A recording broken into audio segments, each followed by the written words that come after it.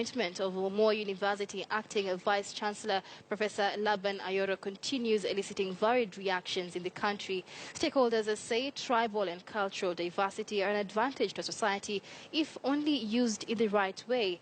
When used to entrench other interests, some say this diversity leads to hate and disunity. But as the road rages in Moi University, Kisii University is attempting to improve tribal relations through a 6-day cultural event next week. The university believes the Culture Week will demystify key cultural challenges facing Kenya today. Now, joining us in studio, we have Francis Kerongo, the Assistant Dean of Students at Kisii University, and Edgar Marumbu, the Administrator, Student Affairs, and Secretary to the Cultural Week Committee. Gentlemen, thank you very much for joining us in studio this morning. And let's begin with you, Francis. Why is Kisii University holding this cultural celebration now? Is it informed by the debacle at the Moi University? Thank you, Michelle, but I would say no. The Moi debacle is a situation that has come at a time that we would say Kisii University has this annually. It's an annual event that we continue doing to improve our cultural relations. Right. But I would say that the Moi situation is also giving us some kind of understanding that even as we organize this, we need to look at a few deeper realities than maybe before. Right, right. And Edgar, let's talk about tribal divisions in universities. You know, you having related and interacted a lot with the students, how worrying are tribal divisions in universities? I would say tribal divisions are very much worrying, but I would say instead of worrying about tribal divisions, you should actually celebrate tribal diversity. Right. If we actually take tribal diversity and take it in a matter of saying cultural diversity, we can actually take it and draw some strength into it, and that unity in diversity is going to help us. But if you look at it from an angle that it is me against them, it is our tribe against their tribe, then that becomes a problem. And that is a way that we don't want the entire country or even other people in the universe to be thinking. I want them to think, we want them to think that cultural diversity is something that can assist us and can help us to move forward. Because united we stand, divided we fall. Absolutely. And I like that you bring up tribal diversity. But Francis, how then, with this culture going on, how do you celebrate culture without making one community or the other necessarily feeling left out? Thank you. I think the most important dimension on tribal diversity is not looking at the superiority context, is not looking at who has what and who doesn't have what. We are looking at what are those values that the specific ancestors of this particular region espoused. For instance, if you looked at certain variables, the bond of unity, the solidarity that was in these cultural dimensions. If you look at things like how the cultural initiations were done, initiations that had meaning, that young people were trained how to dress, how to respect, how to carry themselves on. These were very important things, and we celebrate them today. But what has happened is that as time has gone, people have kind of gone back into cocoons because of maybe political mileage, because of whatever it is. And at the end of the day, they have minused, they have taken away these values and now have brought in the superiority contests. And a cultural week like what we're doing now is to try to ask ourselves, as a generation that needs to shape the future, what exactly do we want people to celebrate in the future about these particular tribal diversities? Is it a sin that we are, somebody is Kikuyu and another is Luo? It is not a sin. Is it a sin that a Luya, for instance, enjoys certain things that a Kisii does not enjoy? It is not. Right. What is a sin is because certain people have decided ours is superior, yours is nothing. And that is what we want to demystify. Say no, there is no superiority. Let us look at what is meaningful, what is important, and let's share it across. For instance, again, if you allow me, you indulge me for a minute, in Kenya, I see that we have become a people who act from ignorance. You take a situation and you start acting without knowing all the facts.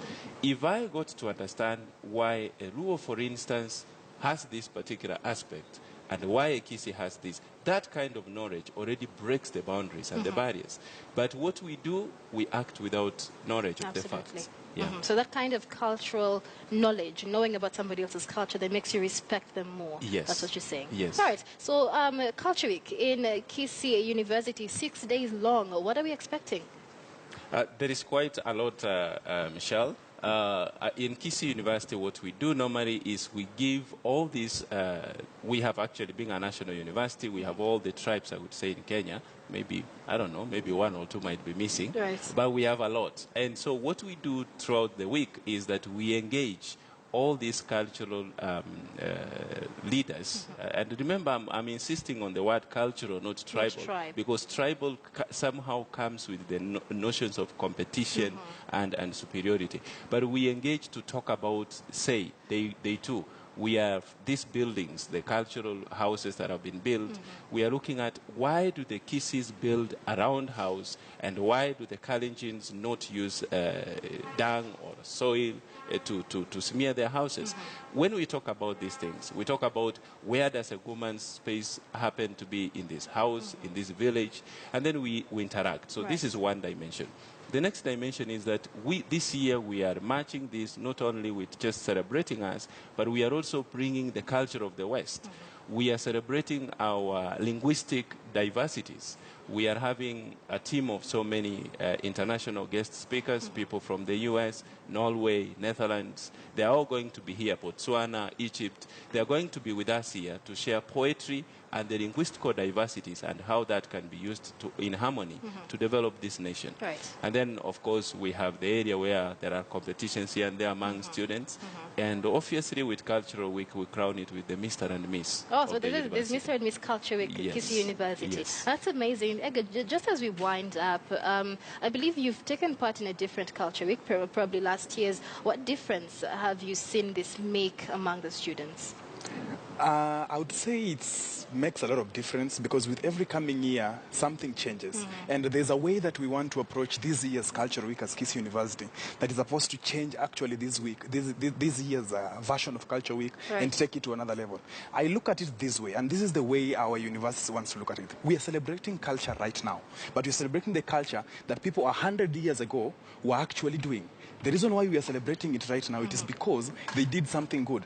Then we come to ask ourselves right now, in our universities right now, the culture that we are practicing, the culture that we are coming up with, the culture that we are nurturing in our students, is it something that 100 years from today, our young ones who are right now not born will celebrate it from us? Will they be doing the same cultural week and remembering that at that time, 100 years ago, something like this was happening and it was good? You know, there are different versions of celebrating that culture. Right now, you cannot, for example, take a spear and wear a Maasai and then run across the street. People will think you're crazy. You'll probably be committed.